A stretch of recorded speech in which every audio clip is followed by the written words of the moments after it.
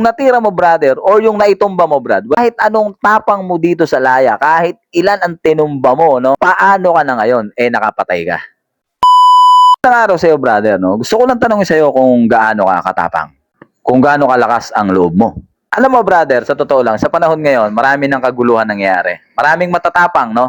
Madami ding nagpapanggap na matatapang.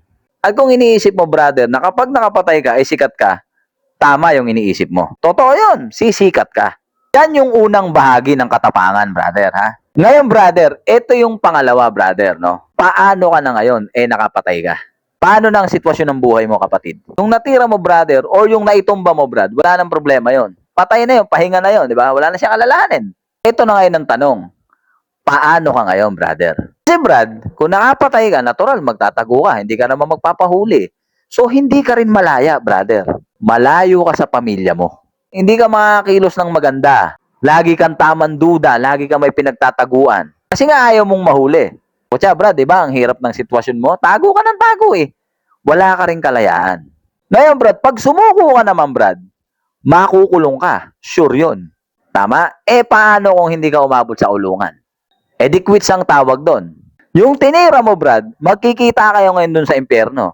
O, the same lang. Ngayon, kung makukulong ka naman, brad, libingan ng mga buhay yun, brother. Masalimuot ang magiging buhay mo doon, brother. Kasi, brad, kahit anong tapang mo dito sa laya, kahit ilan ang tinumba mo, no? Ilan ang pinatay mo, pagdating mo doon, zero ka, brad. Baka nga, brother, hindi lang zero eh. Butata ka doon, brad. Dahil kahit gaano ka katapang doon, brother, maraming mas matatapang sa'yo doon. Unti-unti kang pipitasin doon. Siga ka. Hirap na hirap ngayon yung sitwasyon mo. Lalo sa panahon ngayon, pag nakakulong ka sa panahon ngayon, Diyos ko, brad, siksi ka ng tao doon. Lahat ng ayaw mong amoy nandoon. Lahat ng ayaw mong mangyari sa'yo, doon mangyayari, brother. Sa palagay mo, sino ang panalo? Di ba wala? Kung ikaw naman ang natira, kwento ka na lang. Ano ang pinupunto ng istorya na to, brother? Gusto kong ipaunawa sa'yo, brother, na ang katapangan, gamitin mo sa tamang paraan. Ano ba yun, brad, no? Buhayin mo yung pamilya mo. Kasi nagbuo ka ng pamilya di ba? Yun ang katapangan. Paano mo sila isusurvive? Araw-araw. Paano mo mapapalaki yung anak mo ng may disiplina, may pinag-aralan, at paano mo siya mabibigyan ng magandang buhay? Doon mo gamitin yung tapang mo.